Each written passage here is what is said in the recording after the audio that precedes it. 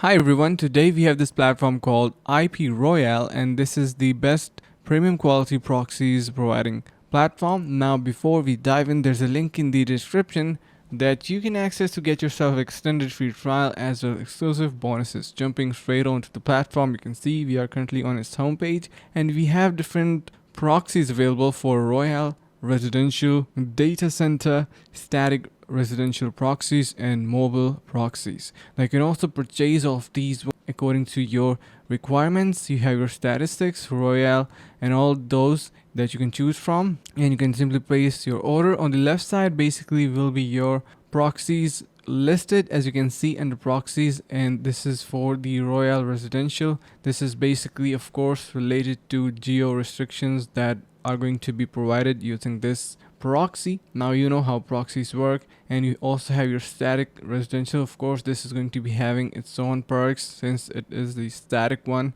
and it is premium ISP, unlimited traffic, genuine residential IPs, and much more. So you can see the locations that are available are really amazing. You can give it a try. You also have your data centers and many other proxies as well, and it even have offers for mobile as discussed on the main home screen.